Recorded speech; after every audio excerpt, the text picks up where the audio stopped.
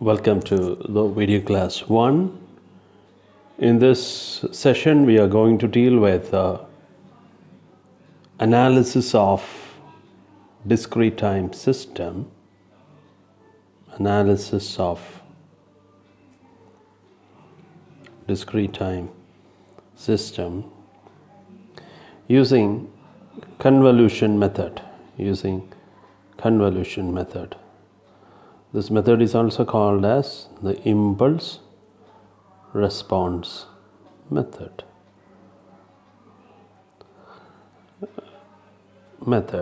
Since this method is taken care in the case of a continuous time system, I am not going to take much time in this. To start with, let's derive an output expression just as we derived in the case of the convolution method of a continuous time system. So, to start with, let's assume a LTI system as shown in the figure,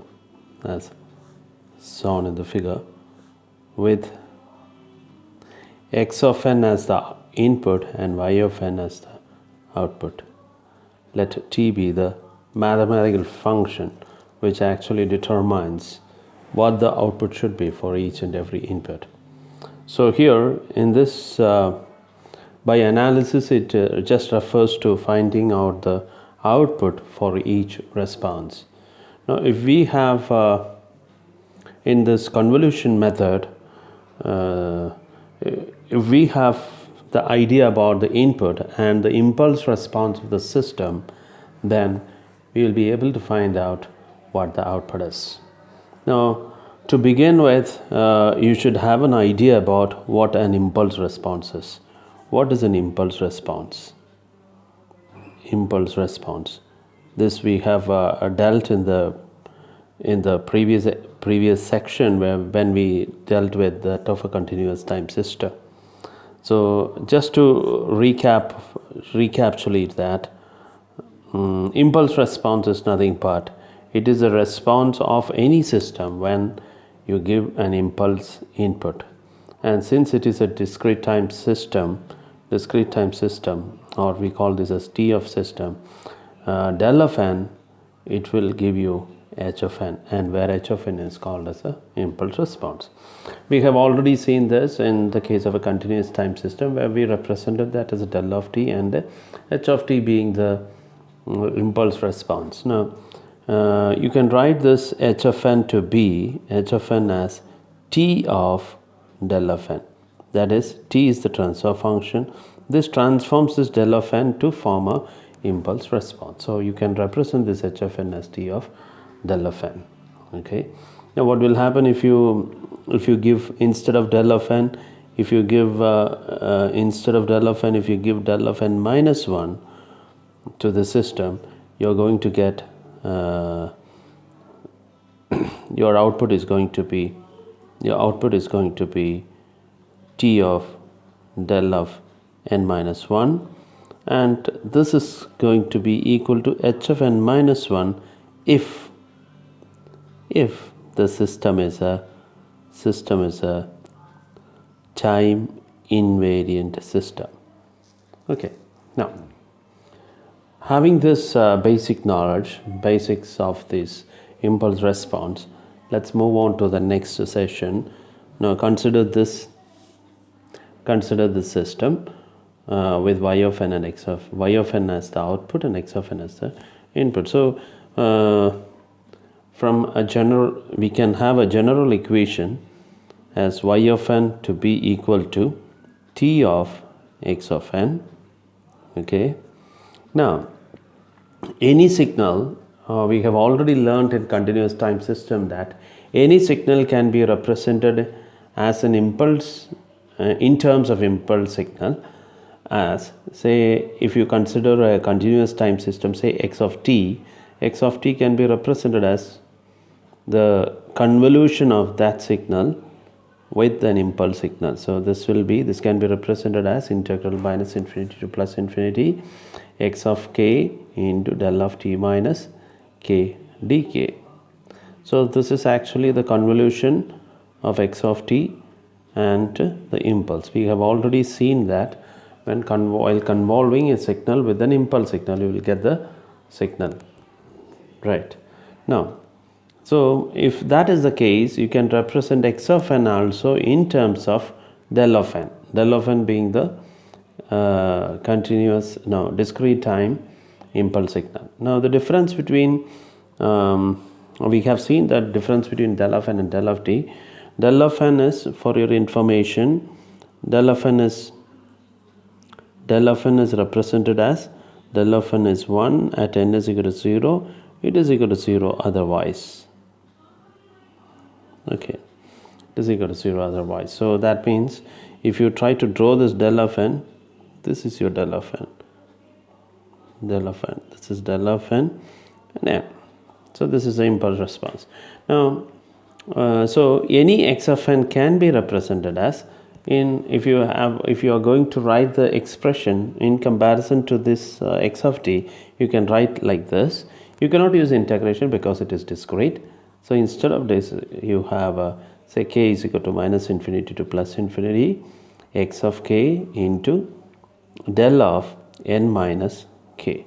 So this is actually, what is this? This is actually x of n star del of n, which we call as the discrete convolution of x of n and del of n. Now let me move on to the next step, that is, now this is your x of n. Now again, starting from this basic expression, that is y of n is equal to t of x of n, rewriting that y of n is equal to y of n equals t of x of n, or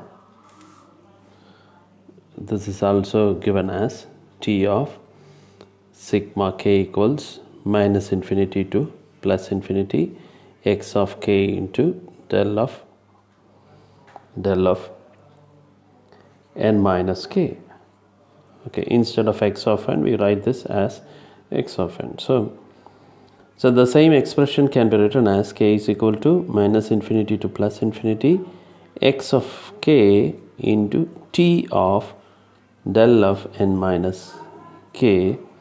You can have this operation, or you can bring this operation inside the summation if the system is a linear system. But already we have assumed that the system is an LTI system. Since it is a linear system, you can write it like this. Now we have already proved here, that is h of n is t of del of n, and if that is the case, if you shift the del of n by 1 unit, then your h of n has to get shifted by 1 unit if it is a time invariant system. That means you can write this expression as k is equal to minus infinity to plus infinity x of k into h of n minus k. So this is nothing but it is the convolution of x of n and the impulse response, where h of n is the impulse response. So y of n is equal to x of n star h of n. This is an output expression for an LTI system, and this is exclusively for LTI system, that too of a discrete time system. Now this operation we call as the discrete convolution. So the expression is the expression is k is equal to minus infinity to plus infinity x of k into h of n minus k. So the implication of this expression is, if you have an idea about the input and the impulse response of a system, then you can very well find out the output, and that's what is called as analysis of that system. So without having the knowledge about the difference equation of a system, if you have a knowledge about the impulse response, that's enough to analyze a system. That is also one of the methods. So this method, that is why this method is called as a impulse response method, or it's also called as a convolution method.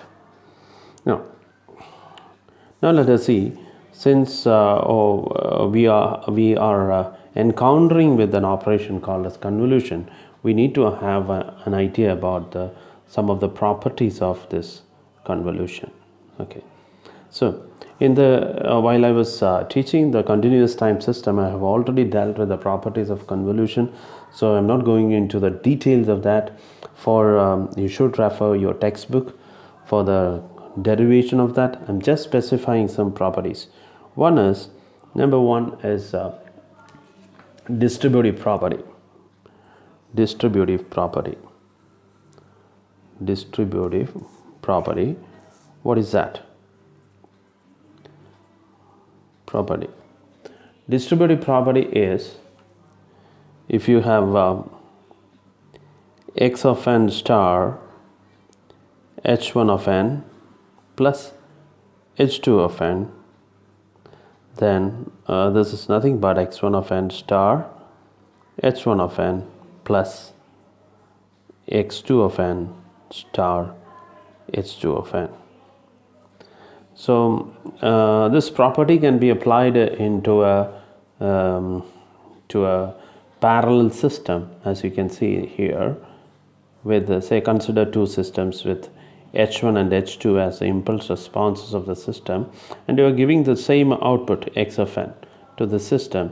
If you add this together, you will get a y of n. So this such type of systems we call as a parallel system. So in a parallel systems is usually realized, can be realized by this distributive property, so that the output y of n will be the convolution of x of n and the sum of what? Sum of the impulse responses. That's what this distributive property states. Now, next property is associative property. Now, what is this associative property? Associative property is, if you have x of n star h1 of n into h2 of n, into h2 of n, no, it's not into, it's star, right? It's star h2 of n. Then this is same as writing x1 of n star h1 of n star h2 of n. Okay, so that is your associative property, and this can be used to realize systems which are in cascade. That is, for example, considering you have two systems with h1 and h2, if they are cascaded together, the overall impulse response will be h1 of n star h2 of n. That is the overall transfer function. So this is actually, this system we call as the parallel system, and this we call as the cascade system. Okay, then you have the commutative property. What is commutative property? Commutative property is simple.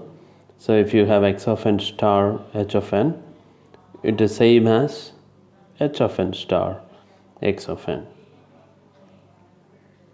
Okay, so that is your commutative property. And for example, another property is called as a shifting property. Shifting property is if you have x of n minus k star h of n minus m, suppose